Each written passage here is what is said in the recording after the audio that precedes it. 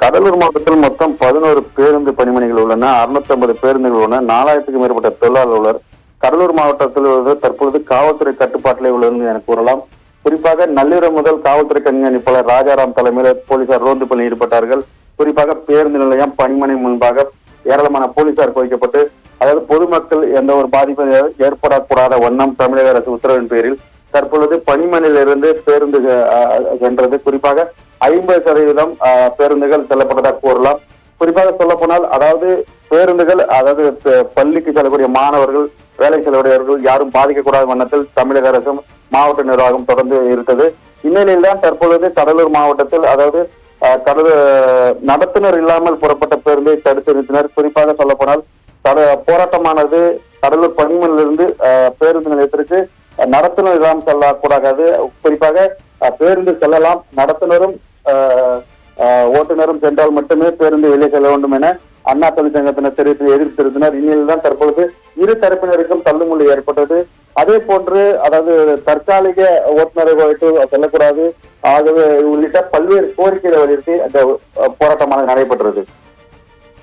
பார்த்து சார், கடலூர் மாவட்டத்தை பொறுத்தளவில் எத்தனை சதவீதம் அளவிற்கு பேருந்துகள் இயக்கப்படுகிறது? குறிப்பாக சொல்லப்போன காலை 4 மணிலிருந்து 6 மணி வரை, அதாவது பேருந்தானது 40லிருந்து 50% பேருந்துகள் செல்லன.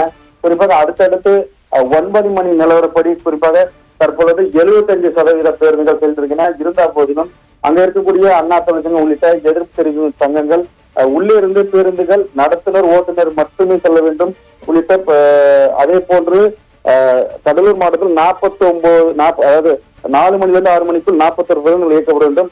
25 பேருந்துகள் மட்டுமே இயக்கப்பட்டன.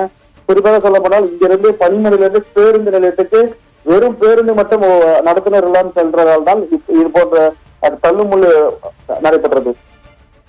சென்னையை தவிர்த்து மற்ற மாவட்டங்களில் பரவலாக தனியார் பேருந்து போக்குவரத்து என்பது இயக்கப்படும். தற்போது கடலூர் மாவட்டத்தில் அந்த தனியார் பேருந்து போக்குவரத்து எந்த அளவுக்கு இருக்கிறது? அவர்கள் தரப்பில் என்ன சொல்லப்படுகிறது? குறிப்பாக சொல்ல போனால், இந்த அரசால் இந்த போராட்டம் நடத்தப்படவில்லை. அரசு தொழிற்சங்கத்தினர் முழுமையாக போராட்டத்தில் ஈடுபடவில்லை. குறிப்பாக ஒரு சில சங்கங்கள் மட்டுமே போராட்டத்தில் ஈடுபடுவதால், அதாவது தனியார் பேருந்துகள் எப்போதும் போல இயங்குகின்றன. அதே போன்று பள்ளி மாணவர்கள், ஒரு சில மாணவர்களுக்கு மட்டும் கடலூரில் அரசு பெரியார் கலைக்குழு செல்லக்கூடிய மாணவர்கள் இன்று அவதிக்கப்பட்டிருக்கிறார்கள். அதே போன்று வேலைக்கு செல்லக்கூடிய நபர்களும் ஒரு சிலர் அவதிக்கப்பட்டிருக்கிறார்கள். குறிப்பாக சொல்ல போனால், நாம் முன்பே கூறியது போல 75% பேருந்துகள் இயக்கப்பட்டது.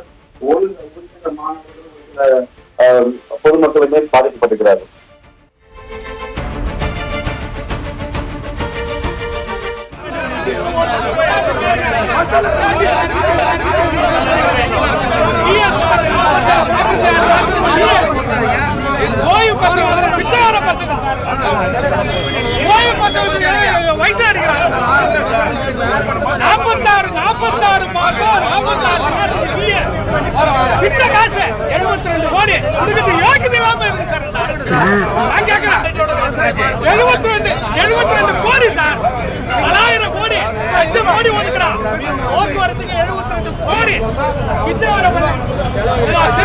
கோயில போயிட்டு கேட்டு